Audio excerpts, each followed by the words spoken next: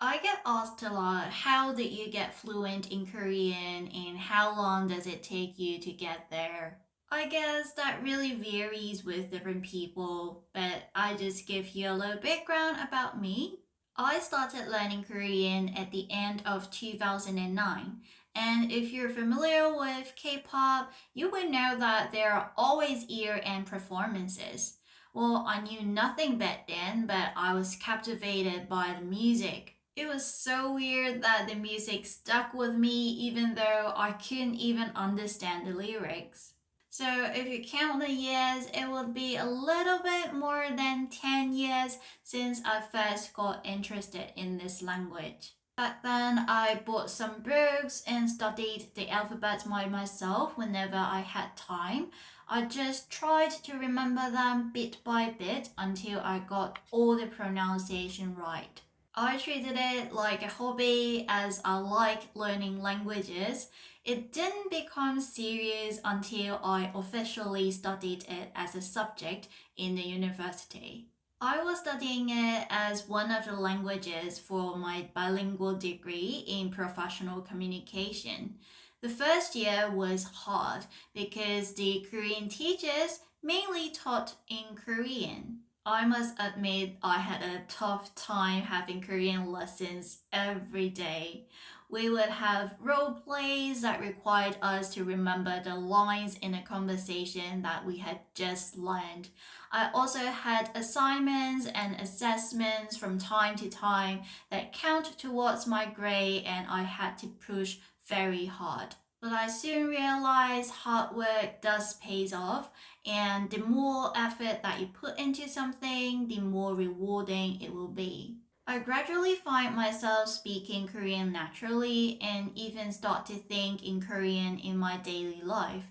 Throughout my study, I've mostly gotten A's in Korean. It would have been a smooth journey if it just ended there, but just like other things in life, this learning journey has its ups and downs. I had a summer language program where I got to study Korean in Korea. It turns out that I had no problem reading signs and menus in Korean, but I struggled to speak. It was not like I didn't know the words. I did, but I just haven't tried using them in real life situations. So when I tried to use them, I was hesitant. I was self conscious, I was not confident, and definitely scared to speak. I was scared that if I make any mistakes, people would laugh at me. I would spend so much time forming the perfect sentences in my head that I would just miss my turn to say things. Looking back, it wasn't necessary to get your sentence perfect, as through speaking, you will eventually get better. You'd be surprised how most Koreans can actually guess what you mean, even if you made a little mistakes.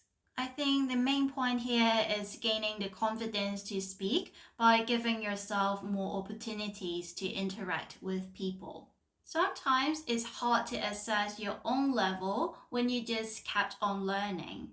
Even though you're not planning to move to Korea, I think it's worth taking the TOPIK exam, test of proficiency in Korean. It starts from level 1 being the most basic to level 6 being the most advanced. Getting TOPIK level 6 has been my goal since I first started learning Korean, and I've just gained so much confidence after getting to that level. I don't know if it's the other way around, getting confident while making my way there, but either way, I just want to say that it's so important to have a goal and to trust that you get there eventually. I did not have a roadmap to guide me through this journey, but as I reached TOPIK level 6, I think I can show you a brief guide on what you can start to learn as a beginner. I will skip out the part where you have to learn your Korean alphabet because hopefully by now you already know that learning Hangul is the first step of learning Korean. After learning the Korean alphabet, you can seek out some Korean words that are derived from English. I found that expanding your vocabulary base in this way is the easiest and fastest. You may find it challenging to pronounce the words in the Korean way, but it's actually quite fun to do so at the same time. For example, ice cream, ice cream, elevator, elevator, bus, bus, taxi, taxi. You will get the hang of how to pronounce Korean in no time. A thing that I have done that has improved how I form sentences is the habit of writing diaries in Korean. By that, I don't mean writing essays. Don't pressure yourself with a mission of writing words.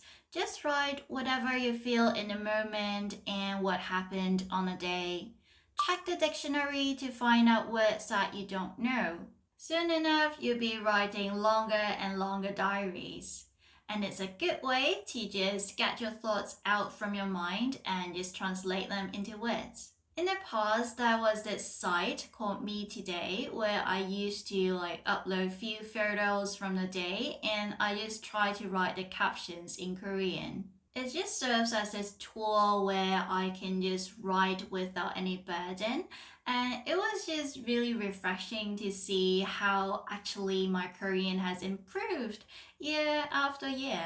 The site was closed in 2014, unfortunately, but I'm sure that you can find other alternative sites in which you can use to write your diaries. Alternatively, you can make stories with the words or the grammar that you've learned on a day. The goal here is to give you practice in forming sentences and really to use the things that you've learned. I've created some Korean study resources to help you remember your words as you put them into context. You can write them out with these vocabulary sheets.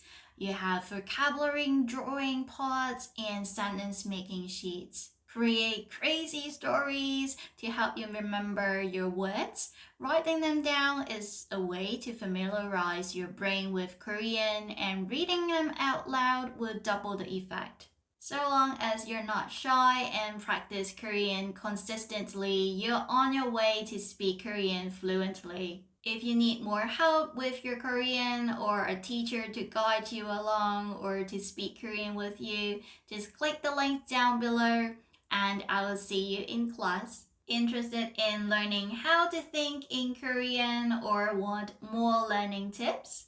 Click these videos here to learn more.